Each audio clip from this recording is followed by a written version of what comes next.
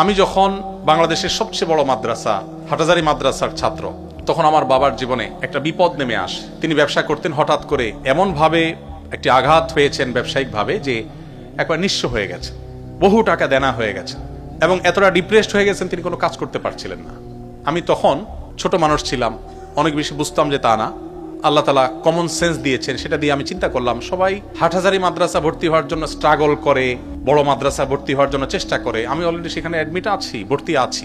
আমি তখন সিদ্ধান্ত চেঞ্জ করে সেই মাদ্রাসা ছেড়ে যশোরের একটা মফস্বলের মাদ্রাসায়, অর্থাৎ জেলা পর্যায়ে একটা মাদ্রাসা দরনেমাসে গিয়ে ভর্তি হলাম, যেটা সাধারণত কেউ করবে না, সেটা করলাম। অর্থাৎ ঢাকা ইউনিভার্সিটি ছেড়ে জেলা পর্যায়ের কোনো একটা কলেজে যা ভর্তি হলাম, এরকম একটা পর্যায়ে ভর্তি হয়ে যশোর যুব প্রশিক্ষণ কেন্দ্র এখনো আছে, সেখানে আমি ইমামতির দায়িত্ব নিলাম।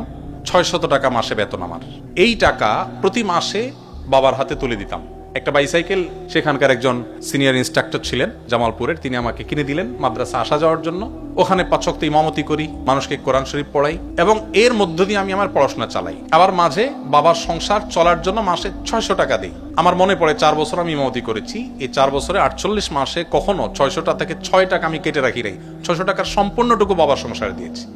এই ৬০০ টাকা পরিপূর্ণ বাবার হাতে তুলে দিয়ে বাবাকে হেল্প করার চেষ্টা করেছি। আমার ৬০০ টাকা তার হয়তো একটু উপকার হলেও হবে, সেই জায়গা থেকে আমি চেষ্টা করেছি। আমি নিজে কখনো শখ করে কোনো কিছুই করি নাই, ৬ টাকাও কখনো রাখিনি। নিজের একান্ত কিছু প্রয়োজন হলে সেটা বাবার কাছে আলাদা চেয়ে নিয়েছি, ভিন্ন বিষয়। এভাবে করে আমি আমার ৪টি বছর কাটিয়েছি এবং কয়েক কিলোমিটার বাইসাইকেল চালিয়ে প্রতিদিন ক্লাস করা, ক্লাস পরবর্তী কোচিং টাইপ যে মাদ্রাসায় তাকরার হয়ে থাকে সেটা করা, সব করতাম।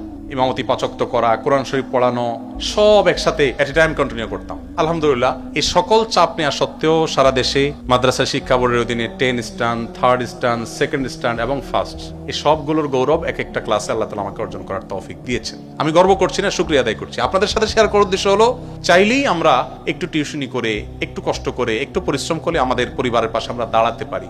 শুধুমাত্র অহেতুক সময় নষ্ট করে সিরিয়াসনেস যদি আনতে পারি, পড়াশোনা চালানোর পাশাপাশি আমরা চাইলে অনেক কিছু করা সম্ভব। আজকাল আমাদের তরুণদের মধ্যে এই প্রচেষ্টাটার প্রচন্ড ঘাটতি দেখা যায়, তারা এই চেষ্টা করতে রাজি না। আপনি যদি চেষ্টা করেন, আমার মনে হয় আপনার সমন্বয় করা কঠিন হবে না।